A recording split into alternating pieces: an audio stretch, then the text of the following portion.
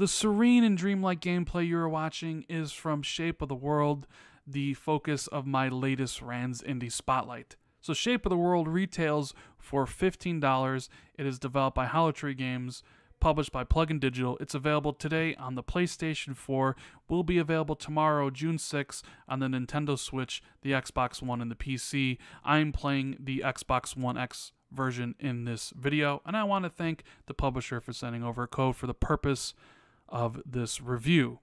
Now, the reason I just let the game run without me talking over it is because I feel that 1 minute of gameplay perfectly encapsulates and gets across the feeling of Shape of the World. You see how the world builds around you as you walk from one destination to the next. You see the incredible art on display, and honestly, in my opinion, this game is incredibly beautiful. You can hear that dynamic soundtrack that really amplifies what you're doing in the game, but that is all you're doing in the game.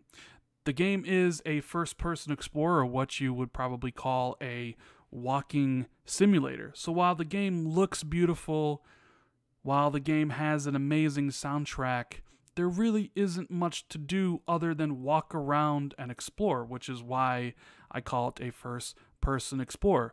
You can't die.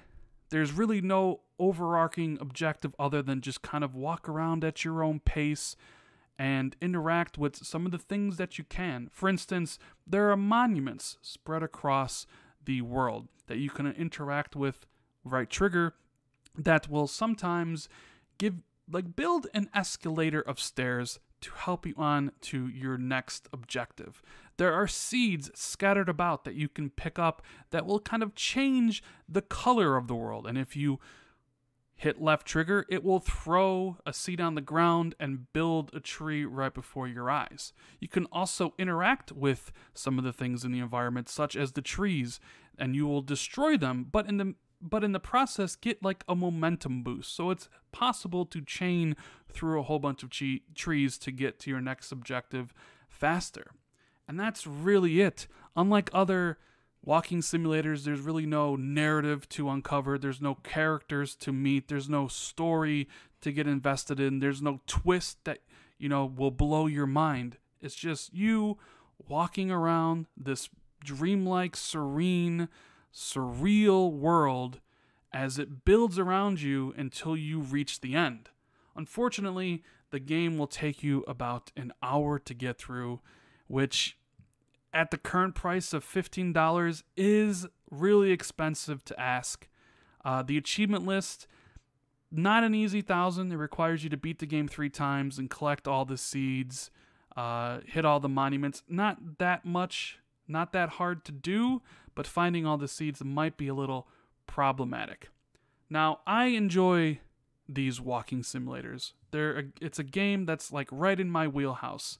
However, it is hard to recommend this to people who aren't already fans of the genre.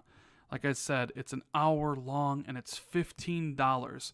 So if you like what you're seeing on screen, if you want to experience this beautiful world and explore it at your pace and listen to that great soundtrack that this game has, then yeah, pick it up. But for everybody else, I would wait for a sale because it's too short for its own good, even though I did enjoy parts of it. And for that reason, I'm going to have to give this game a 6.5. It's an okay game.